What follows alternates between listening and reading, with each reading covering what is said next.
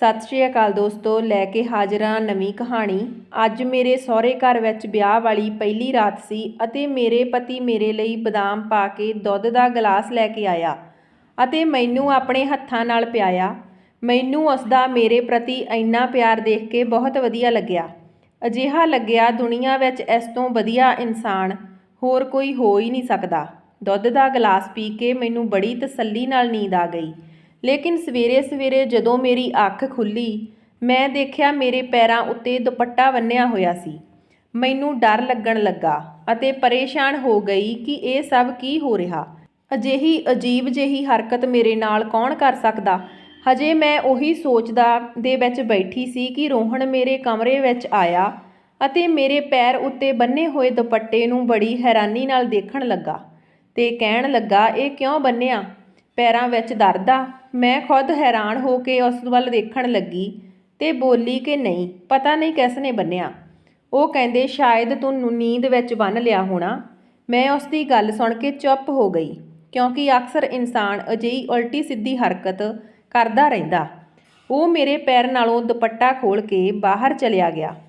ਉਦੋਂ ਹੀ ਮੈਂ ਦੇਖਿਆ ਕਿ ਉਸ ਦਾ ਬੇਟਾ ਚਿੰਟੂ ਦਰਵਾਜ਼ੇ 'ਤੇ ਖੜ੍ਹਾ ਸੀ। ਮੈਨੂੰ ਦੇਖ ਰਿਹਾ ਸੀ, ਪਰ ਜਿਵੇਂ ਹੀ ਮੈਂ ਉਸ ਵੱਲ ਦੇਖਿਆ ਤਾਂ ਉਹ ਦੇਖ ਕੇ ਮੈਨੂੰ ਭੱਜ ਗਿਆ। ਉਹਦੀਆਂ ਨਜ਼ਰਾਂ ਮੈਨੂੰ ਬੜੇ ਹੀ ਅਜੀਬ ਤਰੀਕੇ ਨਾਲ ਘੂਰ ਰਹੀਆਂ ਸੀ। ਉਹਦੇ ਜਾਂਦੇ ਹੀ ਮੈਨੂੰ ਆਪਣੇ ਬੀਤੇ ਹੋਏ ਵਕਤ ਦੀ ਯਾਦ ਆ ਗਈ, ਜਦੋਂ ਉਸ ਆਦਮੀ ਨੇ ਮੈਨੂੰ ਮੇਰੀਆਂ ਸਾਰੀਆਂ ਕਮੀਆਂ ਦੇ ਬਾਵਜੂਦ ਵੀ ਅਪਣਾਇਆ ਸੀ। ਮੇਰਾ ਨਾਂ ਬਰਖਾ ਹੈ। ਮੇਰਾ ਦੁੱਖ ਉਸ ਸਮੇਂ ਸ਼ੁਰੂ ਹੋਇਆ ਜਦੋਂ ਮੈਨੂੰ ਮੇਰੀ ਜ਼ਿੰਦਗੀ ਦੀ ਸਭ ਤੋਂ ਵੱਡੀ ਖੁਸ਼ੀ ਮਿਲਣ ਵਾਲੀ ਸੀ। ਲੇਕਿਨ ਉਹ ਖੁਸ਼ੀ ਕਿਵੇਂ ਮਿਲਣ ਵਾਲੀ ਸੀ, ਉਸ ਦੀ ਇੱਕ ਅਲੱਗ ਕਹਾਣੀ ਆ। ਅੱਜ ਮਾਂ ਬਣਨ ਵਾਲੀ ਸੀ। ਮੈਂ ਆਪਣੀ ਮੰਮੀ ਦੇ ਅੱਗੇ ਹੱਥ ਜੋੜੇ ਤੇ ਕਿਹਾ, ਰੱਬ ਦੇ ਵਾਸਤੇ ਮੈਨੂੰ ਮੇਰੇ ਬੱਚੇ ਦੀ ਇੱਕ ਝਲਕ ਦੇਖਣ ਦਿਓ। ਮੇਰੀ ਮਾਂ ਨੇ ਮੁਸਕਰਾਹਟ ਦੇ ਨਾਲ ਮੇਰੇ ਸਿਰ ਉੱਤੇ ਹੱਥ ਰੱਖ ਕੇ ਪ੍ਰਾਰਥਨਾ ਕੀਤੀ। ਥੋੜ੍ਹੀ ਹੀ ਦੇਰ ਬਾਅਦ ਪ੍ਰਮਾਤਮਾ ਨੇ ਮੇਰੀ ਔਲਾਦ ਮੇਰੀ ਝੋਲੀ ਵਿੱਚ ਪਾ ਦਿੱਤੀ। ਮੈਨੂੰ ਇੰਨੀ ਤਕਲੀਫ ਹੋ ਚੁੱਕੀ ਸੀ ਕਿ ਬੇਹੋਸ਼ ਹੋ ਗਈ। ਲੇਕਿਨ ਆਖਰੀ ਆਵਾਜ਼ ਮੇਰੇ ਕੰਨਾਂ ਵਿੱਚ ਪਈ, ਉਹ ਮੇਰੇ ਬੱਚੇ ਦੇ ਰੋਣ ਦੀ ਆਵਾਜ਼ ਸੀ। ਲੇਕਿਨ ਉਸ ਸਮੇਂ ਮੇਰੇ ਵਿੱਚ ਇੰਨੀ ਹਿੰਮਤ ਨਹੀਂ ਸੀ ਕਿ ਮੈਂ ਆਪਣੇ ਬੱਚੇ ਨੂੰ ਦੇਖ ਸਕਦੀ। ਕਈ ਘੰਟੇ ਸੌਣ ਤੋਂ ਬਾਅਦ ਮੇਰੀ ਅੱਖ ਖੁੱਲ੍ਹੀ ਤੇ ਮੈਂ ਆਪਣੇ ਸਿਰਹਾਣੇ ਮਾਂ ਨੂੰ ਬੈਠੀ ਦੇਖਿਆ। ਮੈਂ ਉੱਠਦੀ ਨੇ ਆਪਣੀ ਮਾਂ ਤੋਂ ਆਪਣੇ ਬੱਚੇ ਬਾਰੇ ਪੁੱਛਿਆ।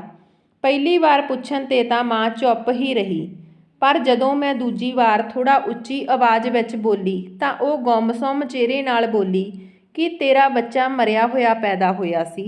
ਇਹ ਸੁਣ ਕੇ ਮੇਰੇ ਸੀਨੇ ਵਿੱਚੋਂ ਚੀਸ ਨਿਕਲੀ ਤੇ ਮੈਂ ਇੱਕਦਮ ਰੌਲਾ ਪਾਉਣ ਲੱਗੀ ਤੇ ਬੋਲੀ ਕਿ ਤੁਸੀਂ ਝੂਠ ਬੋਲ ਰਹੇ ਹੋ। ਅਜਿਹਾ ਨਹੀਂ ਹੋ ਸਕਦਾ। ਮੈਂ ਜਾਣਦੀ ਹਾਂ ਕਿ ਤੁਸੀਂ ਮੇਰੇ ਬੱਚੇ ਨਾਲ ਕੁਝ ਗਲਤ ਕੀਤਾ। ਪਰ ਮੇਰੀ ਮਾਂ ਨੇ ਮੈਨੂੰ ਕੋਈ ਜਵਾਬ ਨਾ ਦਿੱਤਾ।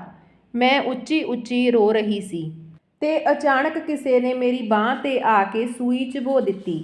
ਸ਼ਾਇਦ ਉਹ ਕੋਈ ਨਸ਼ੇ ਦਾ ਇੰਜੈਕਸ਼ਨ ਸੀ। ਮੈਂ ਪੂਰੀ ਤਰ੍ਹਾਂ ਬੇਹੋਸ਼ ਹੋ ਗਈ। ਫਿਰ ਜਦੋਂ ਮੇਰੀ ਅੱਖ ਖੁੱਲ੍ਹੀ ਤਾਂ ਉਸ ਵਕਤ ਰਾਤ ਹੋ ਚੁੱਕੀ ਸੀ। ਮੇਰੇ ਸਰੀਰ ਵਿੱਚ ਹਿੰਮਤ ਜਵਾਬ ਦੇ ਚੁੱਕੀ ਸੀ, ਪਰ ਮੈਂ ਜਾਣਦੀ ਸੀ ਕਿ ਜੇ ਅੱਜ ਹਿੰਮਤ ਹਾਰੀ ਤਾਂ ਮੈਂ ਕਦੇ ਵੀ ਕੁਝ ਨਹੀਂ ਕਰ ਸਕਦੀ। ਮੈਂ ਹੌਲੀ ਹੌਲੀ ਕਦਮਾਂ ਨਾਲ ਦਰਵਾਜ਼ੇ ਵੱਲ ਗਈ ਤੇ ਬਾਹਰ ਜਾ ਕੇ ਦੇਖਿਆ ਤਾਂ ਮੰਮੀ ਪਾਪਾ ਦੀ ਆਵਾਜ਼ ਸੁਣਾਈ ਦਿੱਤੀ। ਮੰਮੀ ਪਾਪਾ ਸਾਹਮਣੇ ਬੈਠੀ ਰੋ ਰਹੀ ਸੀ ਤੇ ਕਹਿ ਰਹੀ ਸੀ, ਕੀ ਹੋ ਜਾਂਦਾ ਜੇ ਆਪਾਂ ਉਸ ਬੱਚੇ ਨੂੰ ਰੱਖ ਲੈਂਦੇ। ਮੈਂ ਇਹ ਪਾਪ ਕਿੱਥੇ ਭਰੂੰ? ਇਹ ਗੱਲ ਸੁਣ ਕੇ ਮੇਰੇ ਪੈਰਾਂ ਹੇਠੋਂ ਜ਼ਮੀਨ ਨਿਕਲ ਗਈ। ਪਾਪਾ ਨੇ ਮੇਰੀ ਮਾਂ ਨੂੰ ਘੂਰਿਆ ਅਤੇ ਕਿਹਾ, ਤੇਰਾ ਦਿਮਾਗ ਤਾਂ ਨਹੀਂ ਖਰਾਬ ਹੋ ਗਿਆ? ਇਹ ਬਿਨ ਵਿਆਹੀ ਮਾਂ ਦਾ ਬੱਚਾ ਸੀ। ਆਪਾਂ ਲੋਕਾਂ ਨੂੰ ਕੀ ਮੂੰਹ ਦਿਖਾਉਂਦੇ। ਪਾਪਾ ਦੀ ਇਹ ਗੱਲ ਨੇ ਮੈਨੂੰ ਅੰਦਰ ਤੱਕ ਤੋੜ ਦਿੱਤਾ। ਮੇਰੇ ਕਦਮ ਡਗਮਗਾ ਰਹੇ ਸੀ। ਮੈਨੂੰ ਉਸ ਟਾਈਮ ਆਪਣੇ ਮਾਂ-ਬਾਪ ਦੁਨੀਆ ਦੇ ਸਭ ਤੋਂ ਵੱਡੇ ਜ਼ਾਲਮ ਨਜ਼ਰ ਆਉਂਦੇ ਸੀ। ਮੈਂ ਹੌਲੀ ਹੌਲੀ ਉੱਥੋਂ ਨਿਕਲ ਤੁਰੀ, ਨਾ ਜਾਣੇ ਕਿਹੜੇ ਰੋਡ 'ਤੇ ਚੱਲ ਪਈ। ਅੱਖਾਂ ਮੂਹਰੇ ਸਿਰਫ ਮਾਂ-ਬਾਪ ਦੀ ਧੋਖੇਬਾਜ਼ੀ ਵਾਲਾ ਚਿਹਰਾ ਹੀ ਨਜ਼ਰ ਆ ਰਿਹਾ ਸੀ। ਮੈਂ ਧੁੱਪ ਵਿੱਚ ਤੁਰੀ ਜਾਂਦੀ ਸੀ ਤਾਂ ਅਚਾਨਕ ਇੱਕ ਤੇਜ਼ ਰਫ਼ਤਾਰ ਗੱਡੀ ਆ ਕੇ ਮੇਰੇ ਵਿੱਚ ਵੱਜੀ ਅਤੇ ਮੈਂ ਜ਼ਮੀਨ ਉੱਤੇ ਡਿੱਗ ਪਈ। ਮੈਂ ਆਪਣੇ ਹੋਸ਼ ਹਵਾਸ ਖੋ ਬੈਠੀ ਸੀ।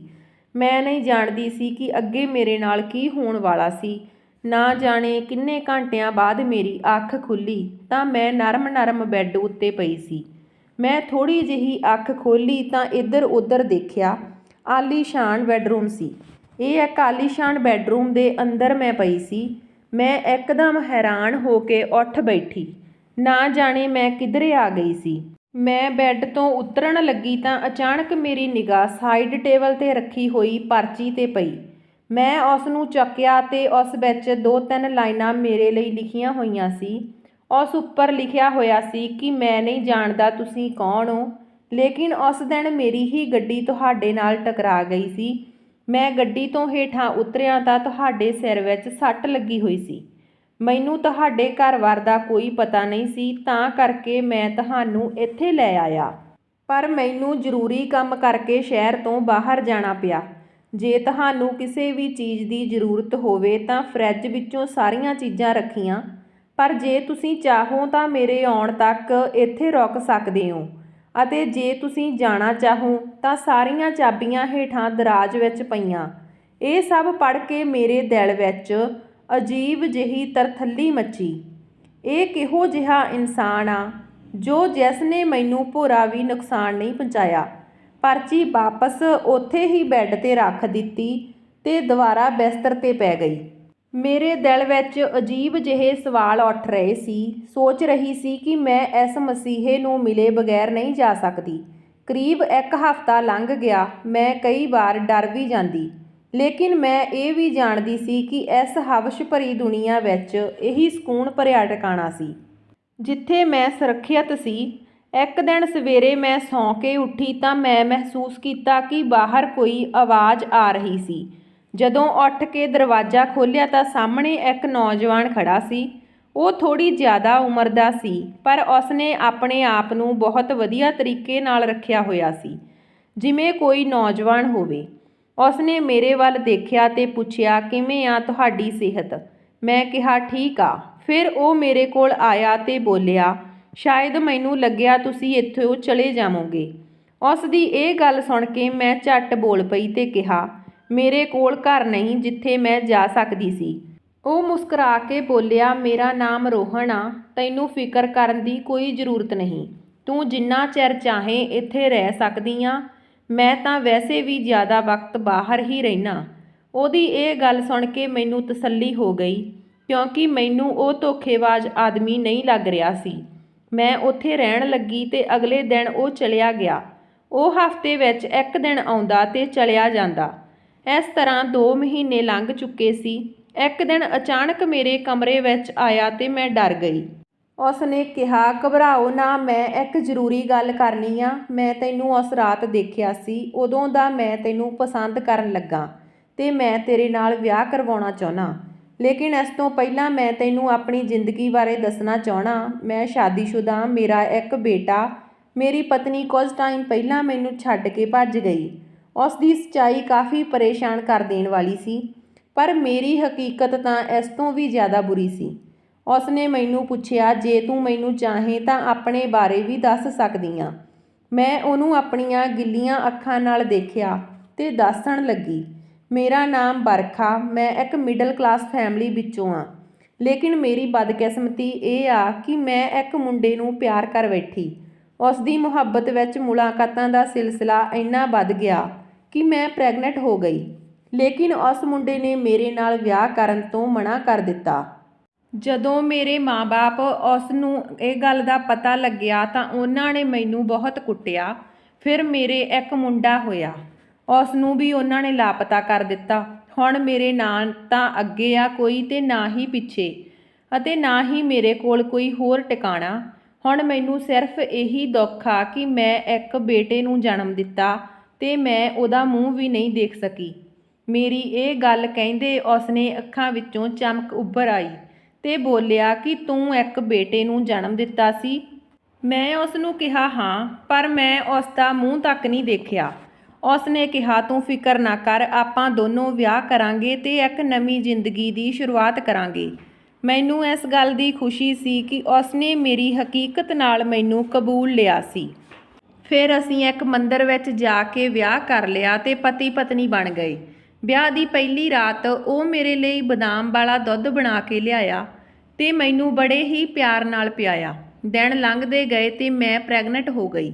ਇੱਕ ਦਿਨ ਮੈਂ ਉਸ ਨਾਲ ਜ਼ਿੱਦ ਕੀਤੀ ਕਿ ਮੈਂ ਤੇਰੇ ਮਾਂ-ਬਾਪ ਨੂੰ ਮਿਲਣਾ, ਪਰ ਉਸਨੇ ਕਿਹਾ ਤੂੰ ਨਹੀਂ ਮਿਲ ਸਕਦੀ। ਮੈਂ ਉਸ ਨਾਲ ਫਿਰ ਤੋਂ ਜ਼ਿੱਦ ਕੀਤੀ ਤਾਂ ਉਸਨੇ ਕਿਹਾ ਤੈਨੂੰ ਇੱਕ ਵਾਅਦਾ ਕਰਨਾ ਪਊ, ਫਿਰ ਵੀ ਮੈਂ ਤੈਨੂੰ ਆਪਣੇ ਘਰ ਵਾਲਿਆਂ ਨੂੰ ਨਾਲ ਮਿਲਵਾਊਂ। ਮੈਂ ਉਹਨੂੰ ਕਿਹਾ ਮੈਂ ਵਾਅਦਾ ਕਰਦੀ ਹਾਂ, ਤੁਸੀਂ ਮੈਨੂੰ ਦੱਸੋ ਕੀ ਕਰਨਾ ਹੋਊ। ਰੋਹਨ ਨੇ ਕਿਹਾ ਮੈਂ ਤੈਨੂੰ ਆਪਣੇ ਦੋਸਤ ਦੀ ਪਤਨੀ ਬਣਾ ਕੇ ਘਰ ਲੈ ਕੇ ਜਾਵਾਂਗਾ, ਫਿਰ ਹੌਲੀ ਹੌਲੀ ਉਹ ਤੈਨੂੰ ਪਸੰਦ ਕਰਨ ਲੱਗਣਗੇ ਤਾਂ ਮੈਂ ਖੁਦ ਉਹਨਾਂ ਨੂੰ ਦੱਸ ਦਿਉ। ਇਹ ਗੱਲ ਸੁਣ ਕੇ ਮੇਰੇ ਚਿਹਰੇ 'ਤੇ ਮੁਸਕਰਾਹਟ ਆ ਗਈ ਤੇ ਮੈਂ ਚੁੱਪਚਾਪ ਜਾ ਕੇ ਪੈਕਿੰਗ ਕਰਨ ਲੱਗੀ। ਅਗਲੇ ਦਿਨ ਉਸ ਦੇ ਘਰ ਜਾ ਪਹੁੰਚੇ। ਲੰਮਾ ਸਫ਼ਰ ਤੈਅ ਕਰਨ ਤੋਂ ਬਾਅਦ ਆਖਰਕਾਰ ਇੱਕ ਆਲੀਸ਼ਾਨ ਹਵੇਲੀ ਦੇ ਸਾਹਮਣੇ ਜਾ ਕੇ ਗੱਡੀ ਖੜ੍ਹ ਗਈ। ਹਵੇਲੀ ਦੀ ਸ਼ਾਨੋ ਸ਼ੌਕਤ ਦੇਖ ਕੇ ਮੇਰੀਆਂ ਨਜ਼ਰਾਂ ਅੱਡੀਆਂ ਰਹਿ ਗਈਆਂ। ਉਹ ਘਰ ਨਹੀਂ ਬਲਕਿ ਇੱਕ ਮਹਿਲ ਸੀ, ਸੁਪਨਿਆਂ ਦਾ ਮਹਿਲ। ਉਹ ਮਹਿਲ ਜੋ ਹਰ ਲੜਕੀ ਆਪਣੇ ਸੁਪਨੇ ਦੇ ਵਿੱਚ ਦੇਖਦੀ ਆ। ਮੈਂ ਇਸ ਹੈਰਾਨੀ ਦੇ ਨਾਲ ਹੀ ਗੱਡੀ ਵਿੱਚੋਂ ਉਤਰੀ ਤੇ ਰੋਹਨ ਮੇਰੇ ਨਾਲ ਸੀ। ਰੋਹਨ ਨੇ ਅੰਦਰ ਜਾ ਕੇ ਮੈਨੂੰ ਆਪਣੀ ਮਾਂ ਅਤੇ ਬੇਟੇ ਨਾਲ ਮਿਲਵਾਇਆ। ਉਸ ਦੀ ਮਾਂ ਨੇ ਮੈਨੂੰ ਅਸ਼ੀਰਵਾਦ ਦਿੱਤਾ ਤੇ ਹਾਲ ਚਾਲ ਪੁੱਛਿਆ। ਰੋਹਨ ਦਾ ਬੇਟਾ ਮੈਨੂੰ ਦੂਰ ਤੋਂ ਹੀ ਦੇਖਦਾ ਰਿਹਾ ਤੇ ਦੂਜੀ ਤਰਫ ਮੂੰਹ ਕਰਕੇ ਚਲਿਆ ਗਿਆ, ਜਿਵੇਂ ਉਹ ਮੇਰੇ ਤੋਂ ਨਾਰਾਜ਼ ਹੋਵੇ। ਮੈਨੂੰ ਉਸ ਦਾ ਇਹ ਰਵੱਈਆ ਬਹੁਤ ਹੀ ਅਜੀਬ ਲੱਗਿਆ। ਰੋਹਨ ਦਾ ਬੇਟਾ ਤਾਂ ਮੈਨੂੰ ਜ਼ਿਆਦਾ ਹੀ ਪਰੇਸ਼ਾਨ ਕਰ ਰਿਹਾ ਸੀ, ਕਿਉਂਕਿ ਉਸ ਦੀ ਉਮਰ ਮੇਰੇ ਨਾਲੋਂ 2 ਸਾਲ ਵੱਡੀ ਸੀ। ਰੋਹਨ ਦੀ ਉਮਰ 40 ਸਾਲ ਦੀ ਸੀ, ਫਿਰ ਉਸ ਦਾ ਬੇਟਾ ਇੰਨਾ ਵੱਡਾ ਕਿਵੇਂ ਹੋ ਸਕਦਾ। ਖੈਰ, ਫਿਰ ਮੈਂ ਰੋਹਨ ਆਪਣੇ ਕਮਰੇ ਵਿੱਚ ਲੈ ਗਿਆ। ਘਰ ਵਿੱਚ ਉਸਨੇ ਮੇਰੀ ਪਹਿਚਾਣ ਆਪਣੇ ਦੋਸਤ ਦੀ ਪਤਨੀ ਦੱਸਿਆ ਸੀ, ਇਸ ਕਰਕੇ ਅਸੀਂ ਦੋਨੋਂ ਇੱਕ ਕਮਰੇ ਵਿੱਚ ਨਹੀਂ ਰਹਿ ਸਕਦੇ ਸੀ। ਪਰ ਉਹਨੇ ਮੈਨੂੰ ਇਹ ਗੱਲ ਕਹੀ ਕਿ ਤੂੰ ਇਸ ਕਮਰੇ ਵਿੱਚੋਂ ਬਾਹਰ ਨਾ ਨਿਕਲੀ ਤੇ ਇਸ ਹਵੇਲੀ ਤੋਂ ਬਾਹਰ ਤਾਂ ਕਦਮ ਵੀ ਨਾ ਰੱਖੀ।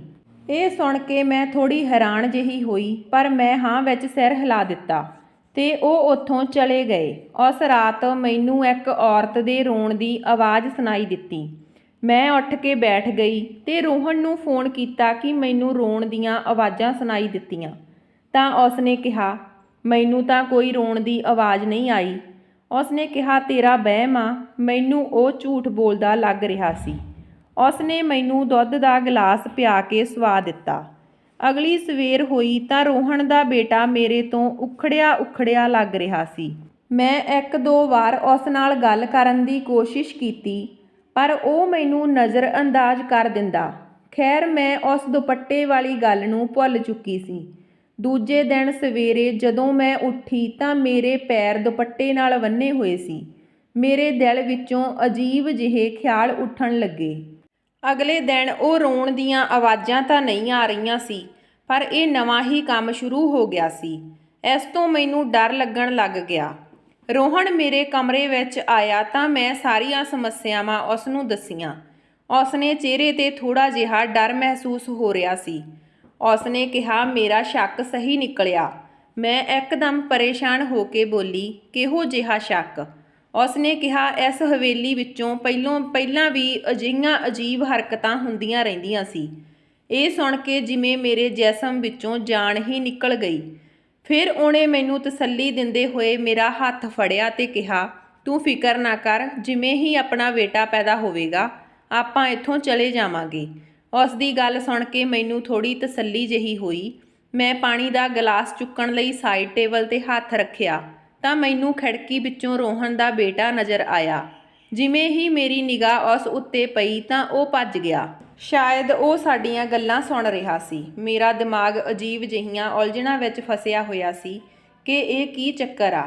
ਕਿਤੇ ਚਿੰਟੂ ਨੂੰ ਇਹ ਪਤਾ ਤਾਂ ਨਹੀਂ ਲੱਗ ਗਿਆ, ਕਿਤੇ ਸਾਡੇ ਬਾਰੇ ਉਹ ਘਰ ਵਾਲਿਆਂ ਨੂੰ ਨਾ ਦੱਸ ਦੇ। ਮੈਂ ਸੋਚਿਆ ਅਗਲੇ ਦਿਨ ਮੈਂ ਉਸ ਨਾਲ ਗੱਲ ਕਰੂੰਗੀ। ਉਸ ਤੋਂ ਪਹਿਲਾਂ ਹੀ ਉਹ ਮੇਰੇ ਕਮਰੇ ਵਿੱਚ ਆ ਗਿਆ। ਉਹਦੇ ਚਿਹਰੇ ਉੱਤੇ ਅਜੀਬ ਜਿਹੀ ਸ਼ਿਕਾਇਤ ਸੀ। ਥੋੜ੍ਹੀ ਦੇਰ ਤਾਂ ਚਿੰਟੂ ਚੁੱਪ ਰਿਹਾ ਤੇ ਫਿਰ ਬੋਲਿਆ ਮੈਨੂੰ ਪਤਾ ਰੋਹਨ ਚਾਚੂ ਤੇ ਤੁਹਾਡੇ ਵਿੱਚ ਕੀ ਰਿਸ਼ਤਾ। ਉਸ ਦੇ ਮੂੰਹ ਵਿੱਚੋਂ ਰੋਹਨ ਚਾਚੂ ਦਾ ਸ਼ਬਦ ਸੁਣ ਕੇ ਮੈਨੂੰ ਹੈਰਾਨੀ ਹੋਈ। ਮੈਂ ਉਸ ਨੂੰ ਕਿਹਾ ਰੋਹਨ ਚਾਚਾ? ਉਹ ਬੋਲਿਆ ਹਾਂਜੀ, ਰੋਹਨ ਮੇਰਾ ਚਾਚਾ। ਮੈਂ ਉਸ ਦਾ ਬੇਟਾ ਨਹੀਂ ਬਲਕਿ ਉਸ ਦੇ ਭਰਾ ਦਾ ਬੇਟਾ, ਜਿਸ ਨੂੰ ਉਹਨੇ ਬਹੁਤ ਸਾਲ ਪਹਿਲਾਂ ਜਾਇਦਾਦ ਦੇ ਚੱਕਰ ਵਿੱਚ ਮਾਰ ਦਿੱਤਾ ਸੀ। ਇਹ ਸੁਣ ਕੇ ਮੇਰੇ ਤਾਂ ਹੋਸ਼ ਉੱਡ ਗਏ। ਮੈਂ ਉਹਦੇ ਵੱਲ ਘੂਰਦੇ ਹੋਏ ਦੇਖਿਆ ਕੀ ਬਕਵਾਸ ਕਰ ਰਿਹਾ। ਫਿਰ ਉਸਨੇ ਕਿਹਾ, ਮੈਂ ਕੋਈ ਬਕਵਾਸ ਨਹੀਂ ਕਰ ਰਿਹਾ, ਇਹ ਸੱਚਾਈ ਆ। ਰੋਹਨ ਚਾਚਾ ਤੁਹਾਡੇ ਤੋਂ ਪਹਿਲਾਂ 3 ਔਰਤਾਂ ਨੂੰ ਲਿਆ ਚੁੱਕਿਆ, ਸਿਰਫ ਇਹ ਕਹਿ ਕੇ ਕਿ ਇਹ ਉਸਦੇ ਦੋਸਤਾਂ ਦੀਆਂ ਪਤਨੀਆਂ। ਲੇਕਿਨ ਇਹ ਆਦਮੀ ਉਹਨਾਂ ਨੂੰ ਸਿਰਫ ਬੇਟੇ ਦੇ ਲਾਲਚ ਵਿੱਚ ਲੈ ਕੇ ਆਇਆ ਸੀ ਅਤੇ ਜਦੋਂ ਬੇਟਾ ਨਾ ਹੁੰਦਾ ਤਾਂ ਉਹਨਾਂ ਨੂੰ ਗਾਇਬ ਕਰ ਦਿੰਦਾ। ਕੋਈ ਨਹੀਂ ਜਾਣਦਾ ਉਹ ਕਿੱਧਰ ਗਈਆਂ। ਲੇਕਿਨ ਇੱਕ ਗੱਲ ਆ, ਰਾਤ ਦੇ ਸਮੇਂ ਹਵੇਲੀ ਵਿੱਚੋਂ ਬਾਹਰ ਨਿਕਲਣ ਦੀ ਇਜਾਜ਼ਤ ਕਿਸੇ ਨੂੰ ਨਹੀਂ। ਮੈਂ ਕਿਹਾ, ਮੈਂ ਕਿਵੇਂ ਯਕੀਨ ਕਰ ਲਵਾਂ ਤੇਰੀਆਂ ਗੱਲਾਂ 'ਤੇ? ਉਸਨੇ ਕਿਹਾ, ਯਕੀਨ ਨਹੀਂ ਆਉਂਦਾ ਤਾਂ ਅੱਜ ਰਾਤ ਨੂੰ ਕਮਰੇ ਵਿੱਚੋਂ ਬਾਹਰ ਨਿਕਲ ਕੇ ਦੇਖ ਲੈਣਾ।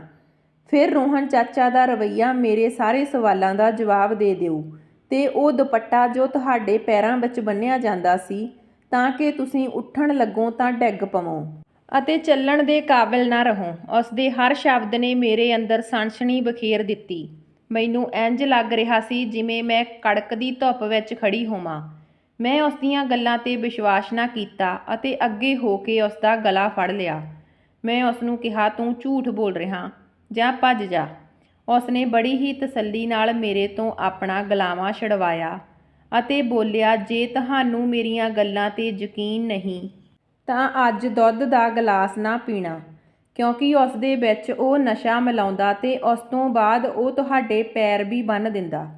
ਉਸਦੀਆਂ ਇਹ ਗੱਲਾਂ ਨੇ ਮੈਨੂੰ ਪਰੇਸ਼ਾਨੀ ਵਿੱਚ ਪਾ ਦਿੱਤਾ। ਮੇਰਾ ਦਿਲ ਜ਼ੋਰ-ਜ਼ੋਰ ਨਾਲ ਧੜਕਣ ਲੱਗਿਆ। ਮੈਂ ਉਸਨੂੰ ਇੰਨਾ ਹੀ ਕਿਹਾ ਕਿ ਤੂੰ ਇੱਥੋਂ ਚਲਿਆ ਜਾ, ਮੈਂ ਸੱਚ ਤੱਕ ਆਪੇ ਪਹੁੰਚ ਜਾਊਂ।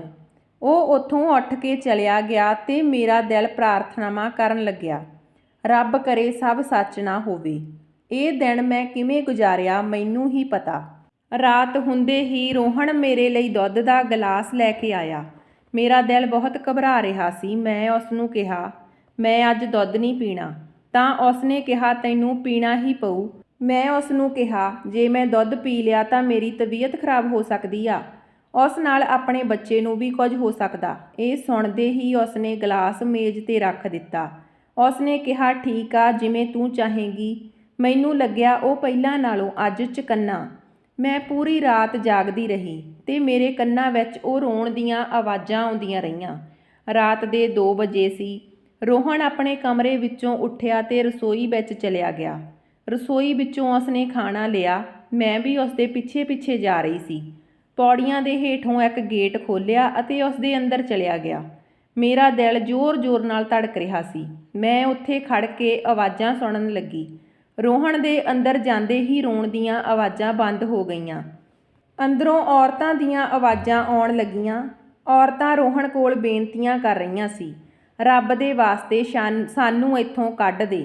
ਰੋਹਨ ਬਹੁਤ ਹੀ ਗੰਦੀ ਤਰ੍ਹਾਂ ਹੱਸ ਰਿਹਾ ਸੀ। ਇਹ ਸੁਣ ਕੇ ਮੈਨੂੰ ਡਰ ਲੱਗਣ ਲੱਗ ਗਿਆ। ਮੈਂ ਜਲਦੀ-ਜਲਦੀ ਆਪਣੇ ਕਮਰੇ ਵਿੱਚ ਆ ਗਈ ਤੇ ਚਿੰਟੂ ਵੀ ਮੇਰੇ ਕਮਰੇ ਵਿੱਚ ਆ ਗਿਆ। ਮੇਰੀ ਹਾਲਤ ਦੇਖ ਕੇ ਬੋਲਿਆ, ਅਜੇ ਕੋਈ ਸ਼ੱਕ ਬਾਕੀ ਆ? ਮੈਂ ਡਰਦੀ ਹੋਈ ਨੇ ਨਾਂਹ ਵਿੱਚ ਸਿਰ ਹਿਲਾ ਦਿੱਤਾ ਅਤੇ ਉਸਨੂੰ ਕਿਹਾ, ਮੈਨੂੰ ਇੱਥੋਂ ਕੱਢ ਦੇ। ਮੈਂ ਅਤੇ ਰੋਹਨ ਨੇ ਇੱਕ ਪਲਾਨ ਬਣਾਇਆ, ਪਰ ਮੈਂ ਰੋਹਨ ਦੀ ਇਜਾਜ਼ਤ ਤੋਂ ਬਿਨਾਂ ਇੱਥੋਂ ਬਾਹਰ ਨਹੀਂ ਨਿਕਲ ਸਕਦੀ ਸੀ, ਕਿਉਂਕਿ ਮੇਰੇ ਉੱਪਰ ਬਹੁਤ ਵੱਡੀ ਨਿਗਰਾਨੀ ਰੱਖੀ ਹੋਈ ਸੀ।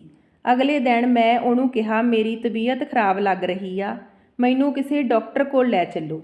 ਜੇ ਮੈਨੂੰ ਲੈ ਕੇ ਨਾ ਗਏ ਤਾਂ ਆਪਣੇ ਬੱਚੇ ਨੂੰ ਕੁਝ ਵੀ ਹੋ ਸਕਦਾ। ਇਹ ਸੁਣਦੇ ਹੀ ਉਹ ਰਾਜ਼ੀ ਹੋ ਗਿਆ ਤੇ ਮੈਨੂੰ ਡਾਕਟਰ ਦੇ ਕੋਲ ਲੈ ਗਿਆ। ਪਰ ਮੇਰਾ ਤਾਂ ਦਿਲ ਵਿੱਚ ਕੁਝ ਹੋਰ ਹੀ ਚੱਲ ਰਿਹਾ ਸੀ। ਉੱਥੇ ਜਾ ਕੇ ਮੈਂ ਆਪਣੀ ਬਾਜੀ ਦਾ ਇੰਤਜ਼ਾਰ ਕਰ ਰਹੀ ਸੀ ਕਿ ਅਚਾਨਕ ਪੁਲਿਸ ਨੇ ਛਾਪਾ ਮਾਰ ਦਿੱਤਾ। ਉਹਨਾਂ ਦੇ ਨਾਲ ਰੋਹਨ ਦੀਆਂ 3 ਪਤਨੀਆਂ ਹੋਰ ਵੀ ਸੀ। ਸ਼ਾਇਦ ਉਹਨਾਂ ਨੇ ਪਹਿਲਾਂ ਹੀ ਉਸ ਦੇ ਖਿਲਾਫ ਗਵਾਹੀ ਦੇ ਦਿੱਤੀ ਸੀ ਅਤੇ ਰੋਹਨ ਨੂੰ ਦਿਮਾਗੀ ਮਰੀਜ਼ ਦੱਸਿਆ ਸੀ। ਰੋਹਨ ਗੁੱਸੇ ਵਿੱਚ ਅੱਗ ਬਬੂਲਾ ਹੋ ਚੁੱਕਿਆ ਸੀ। ਪੁਲਿਸ ਰੋਹਨ ਨੂੰ ਫੜ ਕੇ ਲੈ ਗਈ ਤੇ ਮੇਰੇ ਦਿਲ ਵਿੱਚ ਇੱਕ ਸਕੂਨ ਦੀ ਲਹਿਰ ਉੱਠ ਚੁੱਕੀ ਸੀ। ਉਹ ਤਿੰਨੋਂ ਔਰਤਾਂ ਆਪਣੇ-ਆਪਣੇ ਘਰ ਚਲੀਆਂ ਗਈਆਂ ਤੇ ਮੈਂ ਅਨਾਥ ਆਸ਼ਰਮ ਵਿੱਚ ਚਲੀ ਗਈ। ਹੁਣ ਮੇਰੀ ਜ਼ਿੰਦਗੀ ਵਿੱਚੋਂ ਕੋਈ ਪਰੇਸ਼ਾਨੀ ਨਹੀਂ ਸੀ। ਮੇਰਾ ਬੱਚਾ ਵੀ ਮੇਰੇ ਕੋਲ ਹੀ ਸੀ। ਥੋੜ੍ਹੇ ਦਿਨਾਂ ਬਾਅਦ ਚਿੰਟੂ ਮੇਰੇ ਕੋਲ ਆਇਆ ਤੇ ਬੋਲਿਆ, ਮੈਂ ਤੁਹਾਡੇ ਨਾਲ ਵਿਆਹ ਕਰਵਾਉਣਾ ਚਾਹੁੰਦਾ। ਪਰ ਮੈਂ ਉਸਦੇ ਨਾਲ ਵਿਆਹ ਨਹੀਂ ਕਰਵਾਉਣਾ ਚਾਹੁੰਦੀ ਸੀ। ਮੈਂ ਉਸ ਨੂੰ ਇਹ ਕਹਿ ਕੇ ਮਨਾ ਕਰ ਦਿੱਤਾ ਕਿ ਮੈਂ ਮਰਦ ਜਾਤ 'ਤੇ ਵਿਸ਼ਵਾਸ ਨਹੀਂ ਕਰਦੀ। ਇਸ ਲਈ ਮੈਂ ਤੇਰੇ ਨਾਲ ਵਿਆਹ ਕਰਕੇ ਇੱਕ ਨਵਾਂ ਤਮਾਸ਼ਾ ਨਹੀਂ ਬਣਾਉਣਾ ਚਾਹੁੰਦੀ, ਕਿਉਂਕਿ ਹੁਣ ਮੈਂ ਆਪਣੀ ਜ਼ਿੰਦਗੀ ਵਿੱਚ ਬਹੁਤ ਖੁਸ਼ ਸੀ। ਦੋਸਤੋ, ਕਹਾਣੀ ਨੂੰ ਸਮਾਂ ਦੇਣ ਲਈ ਬਹੁਤ-ਬਹੁਤ ਧੰਨਵਾਦ।